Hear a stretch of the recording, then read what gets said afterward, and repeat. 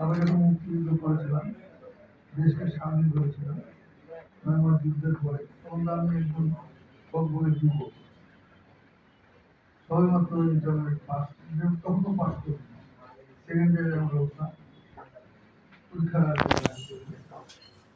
আমাদের খুব আশা ভরসা ছিল স্বাধীন হবে, পুরো পশ্চিম পাকিস্তানের সেই দখলদার থেকে আমরা স্বাধীন হবে, সুন্দরভাবে জীবনযাপন করতে হবে, গণতান্ত্রিক সাধারণ করতে হবে। কিন্তু পরবর্তী আমরা দেখলাম যিনি আমাদের যখন ছাত্র অবস্থায় ছিল, স্কুলে পড়তাম, যার ডাকে আমরা জানলা ভেঙে, কলেজের জানলা ভেঙে আমরা এসব ছিল যোগদান করেছি। তিনি যুদ্ধ না করেও এদেশ আসলে জনগণের তার বক্তব্যরা অনেক শুনেছিল, তাকে ক্ষমতায় বসা।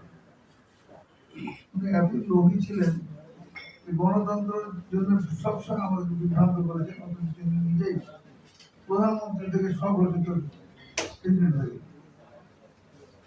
এবং বলে আমি কিছু দিতে পারবো না। অথচ যখন মানুষ ভূটানাঙ্গা না খেয়ে মরছে, তখন তার দুই ছেলে নিয়ে দিয়েছিল অত্যন্ত জাঁকজমক আরম্ভ, যেটা সোনার মুকুট দিয়ে এটা চোখে পড়ার মতো। তার বড় ছেলে রীতিমতো ব্যাংক ডাকাতির সাথে জড়িত, তার এই সুন্দরী মেয়ে হোক আর বউ হোক, খুব সমস্যা। তিনি নিজেকে সব প্রেসিডেন্ট হলেন, এবং এই যে আজকে কালো দিবস হচ্ছে, সেদিন 375 সালে তিনি সকল সংবাদপত্র বন্ধ করে দিলেন 4টা থেকে। একটা ইত্তেফাক,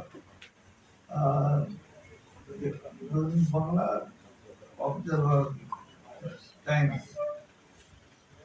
কারণ হলো যে যাতে, এবং সেটা রাষ্ট্র নিয়ন্ত্রণ, পাবলিক আর থাকলো না। এই যে ইত্তেফাক স্বাধীনতা যুদ্ধের আগে বলিষ্ঠ ভূমিকা পালন করেছিল মালিকরা, তার পত্রিকা সরকার নিয়ে মালিকরা থাকলো না। এই বলিষ্ঠ লেখনী দ্বারা আমরা স্বাধীনতা আমরা মূলমন্ত্র আমরা পেয়েছিলাম, সেই লেখনের থাকলো না, কিন্তু সরকারের অনুদান করেছে স্বাভাবিকভাবে। আমরা যাই হোক, এদেশের মানুষ কিন্তু সোজা